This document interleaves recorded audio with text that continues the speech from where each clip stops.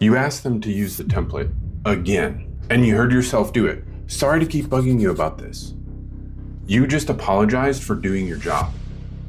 I got put in charge of safety once for a unit where every single person was the exact same rank as me. Nobody had to listen to a word I said, and mostly they didn't.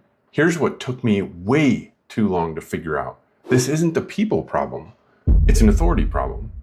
And you can't fix an authority problem by being more persuasive. I was thinking about this like a substitute teacher. You've got the front of the room, you've got your lesson plan, and every single person in there figured out in about 4 minutes that nothing you say has any teeth. They're not being cruel about it, they're just doing the math. And that's the part that stings, because you're not even being confronted. Confrontation would almost be easier in this case. At least that would be a decision somebody made about you. What you get instead is the nod. Yeah, sure. Yep, I'll take care of it. And then nothing. Nobody argued. Nobody has to. So here's how I learned this one. Somewhere in the middle of my career, I got appointed safety program manager for my unit. And the thing about that unit was everybody in it was the exact same rank I was. So they were all my peers, which means I didn't really have any authority over any of them. What I had was a job that was 100% walking around telling those people what to fix, but without the authority. Trip hazard over by the door, something stored where it shouldn't be. Whatever it was, I'd walk over and say, hey, we need to get that squared away. Yeah, sure. And then it'd still be there the next day and the day after. So what did I do about it? For way too long, I tried to get better at asking. I thought maybe if I was a little bit friendlier, it might work. I'd try to explain the reasoning, give them the why. And then I started with the people I got along with, my buddies. And I figured I might build some momentum and it'd kind of start to spread that way. I was running an influence strategy on a problem that had nothing to do with influence. Not one person in that building had to do a single thing I said. Every one of them knew it. And me being nicer about it, it didn't move the needle even just a little bit. So I finally went to the one person in the building who did have authority over everybody, and I asked him to say it out loud. Next meeting, he stood up in front of everybody and told them why the safety program mattered, and that my recommendations were to be followed on his authority. And for the most part, it stopped being a problem. Same building, same people, same me, and the same exact requests. The only thing that changed was that everybody had clearly heard it. There's a right way and a wrong way for him to say that sentence. And the wrong way will actively make your life even worse. I'll get to that because it's the part I've seen people blow a lot of times. I'd like to be clear that I'm not anti-relationship.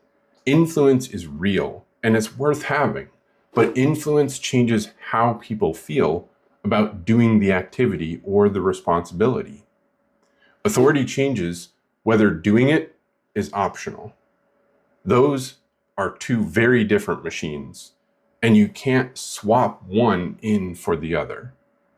So when you catch yourself thinking, I just need to build more credibility with them first, check yourself.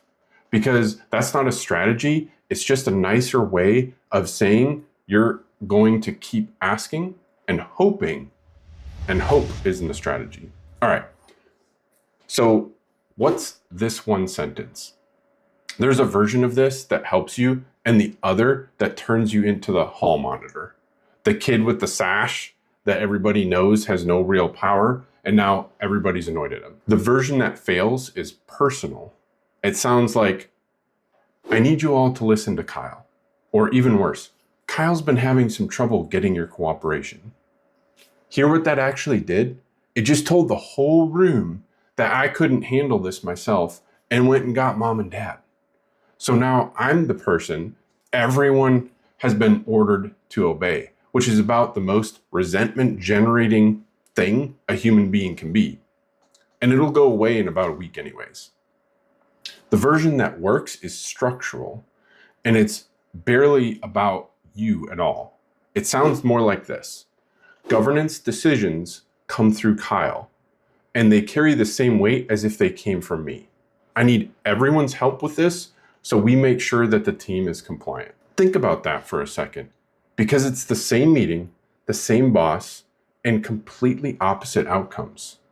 In the first one, a person got authority. In the second one, the process got authority. And you're just the channel it happens to go through. And that's what you're actually asking your boss for, not backup or a favor. You're asking them to put their name on the standard out loud in front of everybody one time. And before anybody tells me that it's just a military thing, somebody came to me a few weeks back with an identical problem in a completely different world on the corporate side. Their peers were all managers too, and the individual had been put in charge, making sure everybody followed a process the company had already agreed to. And nobody did. Same fix that I just explained. The boss said it at the next manager's meeting. Immediate difference. And there hasn't been a real issue since. Different building and different environment, but same mechanism. Now, some of you are already thinking, so let's deal with it. What if your boss won't stand up in front of the meeting and say it? Because that's what some of them, they don't want that confrontation. This is usually not that they don't have your back, but more about what you ask them sounds like refereeing a fight between grown adults, and they don't want any part of it. So you don't have to ask for that. You can ask for something else. Try to get it in writing. Request one email from them to the whole group that says the standard and says what it is, and it carries their authority. That will create the same clarity you can reference if you encounter any pushback.